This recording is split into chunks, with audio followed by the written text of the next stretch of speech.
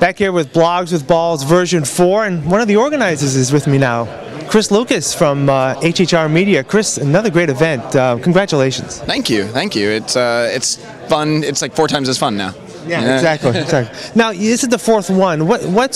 How's this evolved over the past, over the past 2 years that you've done it through the 4 events? What's been a little different? What have you learned?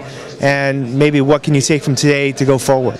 Well, I think we've learned a couple things. One, we learn every time we do a new venue, a new location, we learn a ton about ways to do this and ways to not do this. So we learned a lot when we did the first one in New York, obviously. Second one, when we went to Vegas, though, it was just a part of a trade show, it was part of just a huge thing, and it got too big. Right. We realized, okay, we need to bring it in, and Wrigley Field was really, really awesome. But I would say most recently what we really learned was when we went to South by Southwest and just kind of saw how we could take Blogs with Balls to something else more powerfully than we did Vegas, for example. And then the smaller mini events that we've been doing with Bloomberg Sports all over the country.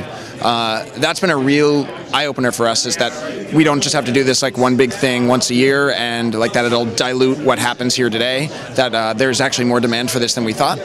And then I would say the other kind of major learning for us has been that the conversation is still evolving. But we're all part of it, right. And that so that we still have. I was always worried that would kind of the subject would dry up a bit, and why would we ever do this again?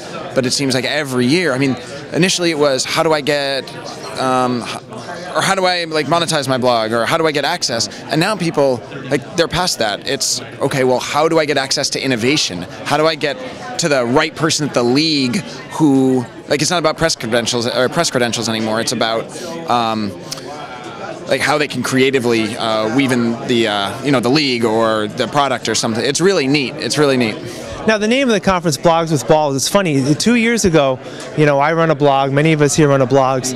But I was talking with some people here that maybe blog's not the word anymore. Maybe we're all sites. We're all content. Right. So maybe it's time to change the name. I don't know. Yeah, but. And we certainly struggle with that.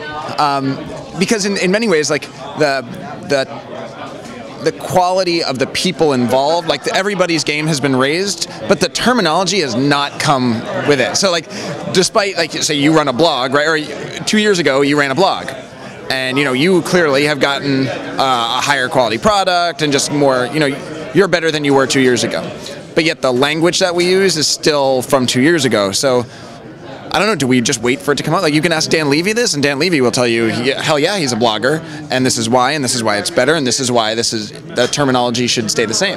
So I don't know, we certainly struggle. We've been referring to this as BWB lately, kind of going the Kentucky Fried Chicken approach, where it just turned into KFC.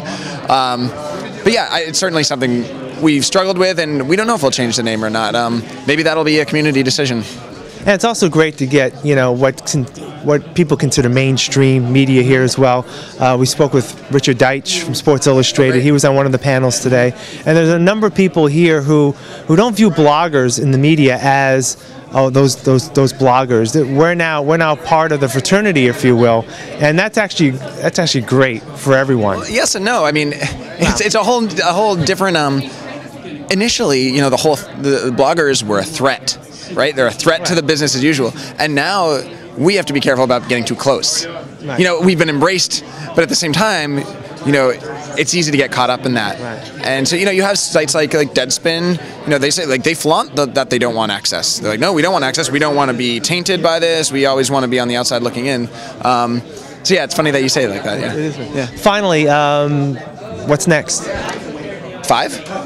That would be next. Yeah, I don't know, but I assume 5 is in the future, and yeah, I think the people we did the Untitled Sports Media Awards project, and that was a lot of fun, involving the community in a way of celebrating the people who drive the community and who push it and push it further. So I would love to see more of that kind of thing. I would like to see us do it bigger and better. So this was a great pilot project in terms of, but I want to do a sports media awards that is not the ESPYs and not glamour and glitzy, but is really comprehensive and celebratory of quality. Well, Chris, congratulations again, and all the best. Thank you. It's awesome to have you here again. Take care.